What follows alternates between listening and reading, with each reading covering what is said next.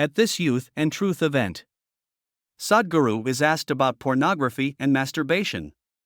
His reply is surprising.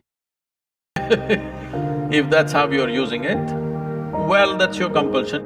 We have a biology, we cannot put it under the carpet, it's there. Body has its needs, as there is physical hunger, so there is sexuality, but to what extent is your choice. So in the yogic culture, this is called as virya. It is one of the most potent things. Obviously, it has a potency if you know how to explore.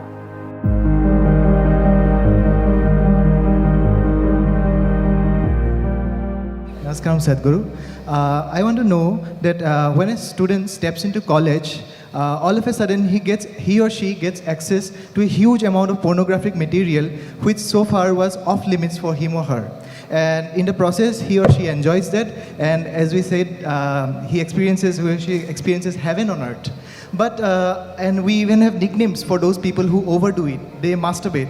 We overdo it sometimes. So how do we know how much of that is good or bad? And so can we have the truth about masturbation? Oh, looks like a popular question, eh?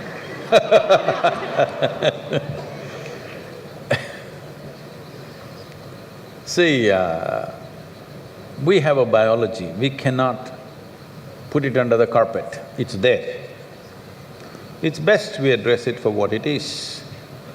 But right now the problem in the world is because certain religious institutions in the world took this attitude that the very biology of the human being is wrong.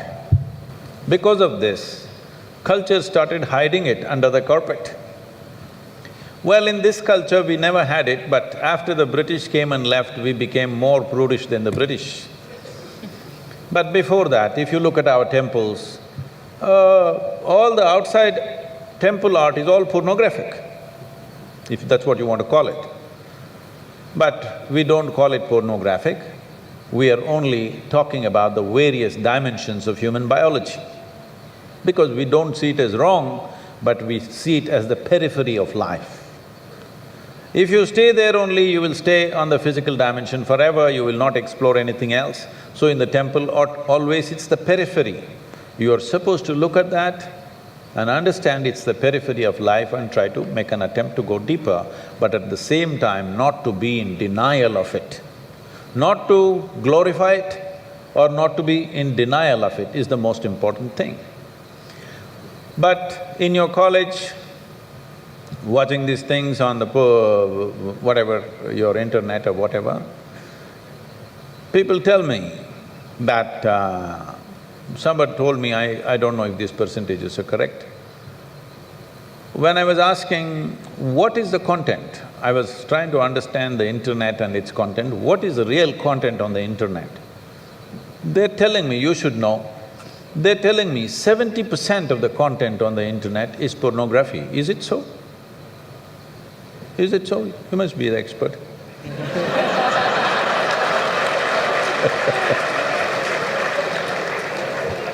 Is somebody doing PhD on it? They told me 70%. I said 70% is unreasonable and sick levels of pornography.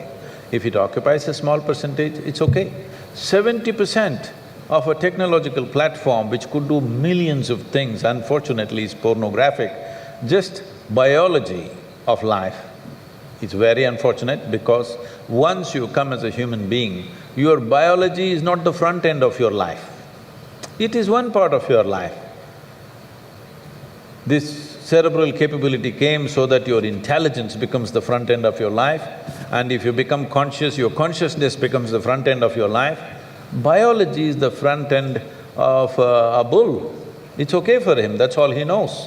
But biology should not be the front end of a human life, it is part of our life. We are not denying it. So, at a certain stage in your life, it's like this. A 95-year-old man went for a medical checkup with his doctor. The doctor did a thorough checkup and said, "Hey, old boy, you're doing great for 95, no problem with you." Then the old man asked, "Doctor, but what about my sex life?" Then the doctor looked at him and asked, "Thinking about it or talking about it?"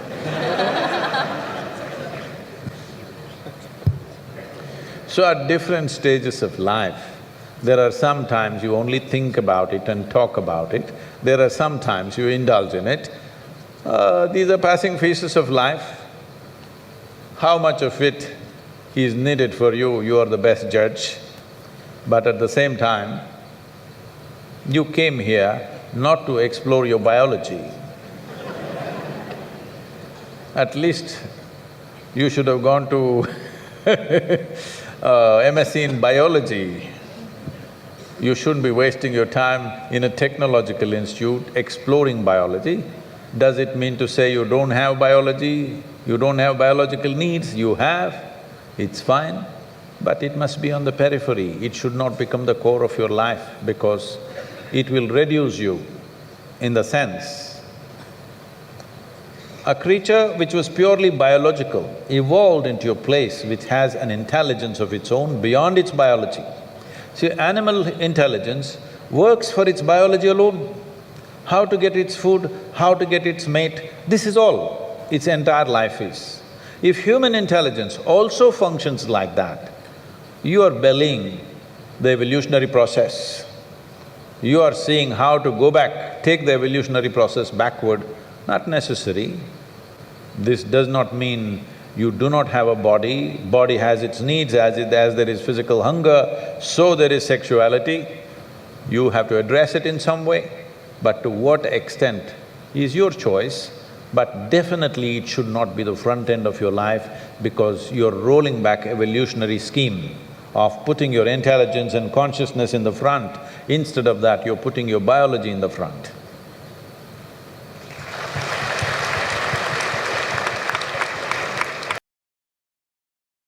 Was Sadhguru's answer what you thought it would be?